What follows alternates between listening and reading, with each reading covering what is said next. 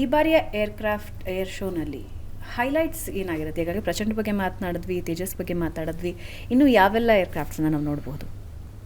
ಇವಾಗವರೆಗೂ information ಇರೋ ಪ್ರಕಾರ Su-57 ಅಂತ ಒಂದು ಏರ್ಕ್ರಾಫ್ಟ್ ಇದೆ, ಸ್ಟೆಲ್ತ್ ಏರ್ಕ್ರಾಫ್ಟ್, ರಷ್ಯಾದು. What special about it sir? It is ನಮ್ಮ ವೀಕ್ಷಕರಿಗೆ ಹೆಲ್ಪ್ ಮಾಡೋದು. ಸ್ಟೆಲ್ತ್ ಏರ್ಕ್ರಾಫ್ಟ್ ಅಂದರೆ ಇದು ರೆಡಾರಿಗೆ ಕಾಣಿಸಲ್ಲ.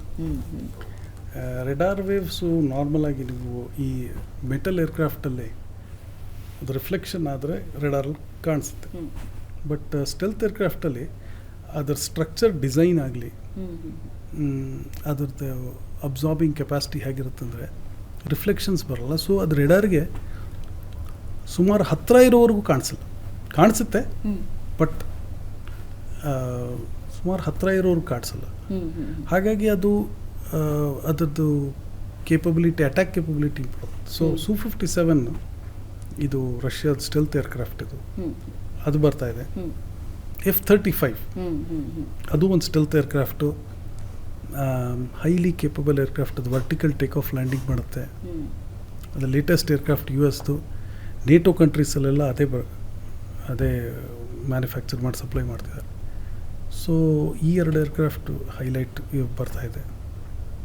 ಪ್ಲಸ್ ಹಲವಾರು HAL ಎರಡು ಹೊಸ ಏರ್ಕ್ರಾಫ್ಟು ಅನ್ಬೋದು. ಒಂದು ಏರ್ಕ್ರಾಫ್ಟ್ ಹೊಸ ಅವತಾರ ಅನ್ಬೋದು, ಅದು ನಾವು ಏರ್ ಶೋ ಅಲ್ಲಿ ಅನ್ವೇಲ್ ಮಾಡ್ತೀವಿ. ಇನ್ನೂ ಒಂದು ಏರ್ಕ್ರಾಫ್ಟ್ದು ಸಿವಿಲ್ ವರ್ಷನ್ ಅನ್ವೇಲ್ ಮಾಡೋಕ್ಕೆ ಹೋಗ್ತಾ ಇದ್ವಿ. ಸೊ ಪ್ಲಸ್ ನಮ್ಮದೊಂದು UCAV ಇದೆ, ಅನ್ಆರ್ಮ್ಡ್ ಕಾಂಬ್ಯಾಟ್ ಏರ್ ವೆಹಿಕಲ್ ಅಂತ, ಅದು ಒಂದು ಶೋಕೇಸ್ ಮಾಡ್ತಾಯಿದ್ವಿ. ಪ್ಲಸ್ ಇಂಡಿಯಾ ಪೆವಿಲಿಯನಲ್ಲಿ ಆ್ಯಪ್ಕಾ ಸ್ಟೆಲ್ತ್ ಏರ್ಕ್ರಾಫ್ಟ್ದು ಮಾಡೆಲ್ ಅದು ಡಿಸ್ಪ್ಲೇ ಆಗುತ್ತೆ. ಪ್ಲಸ್ ಸುಮಾರು 70 ಕಂಟ್ರಿ ಫಾರಿನ್ ಕಂಟ್ರೀಸ್ ಅವ್ರು ಬರ್ತಿದ್ದಾರೆ, ಅವರು ಏರ್ಕ್ರಾಫ್ಟ್ ಇರುತ್ತೆ, ಹೆಲಿಕಾಪ್ಟರ್ಸ್ ಇರುತ್ತೆ.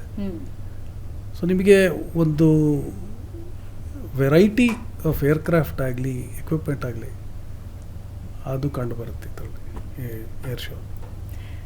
ಈಗಿನ ಜನರೇಷನ್ ಮತ್ತು ಏರ್ಕ್ರಾಫ್ಟ್ ಬಗ್ಗೆ ಇರುವಂತಹ ಅವರ ಆಕರ್ಷಣೆ ಏನನ್ಸುತ್ತೆ? ಈಗಿನ ಜನ್ರೇಷನ್ಗೆ ಯಾವ ರೀತಿಯಾಗಿ ಒಂದು ಆಕರ್ಷಣೆ ಇದೆ ಈ ಕ್ಷೇತ್ರದಲ್ಲಿ?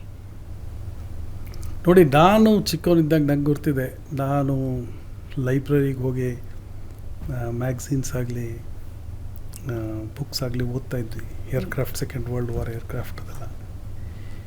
ಈಗ ಇದೆಲ್ಲ ಇಂಟರ್ನೆಟ್ಟಲ್ಲಿ ಅವೈಲೇಬಲ್ ಇದೆ, ಯೂಟ್ಯೂಬ್ ಆಗಲಿ ಚಾನಲ್ಸಲ್ಲಾಗಲಿ. ಸೊ ಅಷ್ಟೊಂದು ರೀಚ್ ಇದೆ. ನೀವು ನೋಡಿದ್ರೆ ಚಿಕ್ಕ ಮಕ್ಕಳು Su-57 ಇವಾಗಲೇ ನಾನು ಇವರು ಯಲಹಂಕ ಏರ್ ಬೇಸ್ ಕಮಾಂಡರ್ ಹತ್ರ ಮಾತಾಡ್ತಿದ್ದೆ.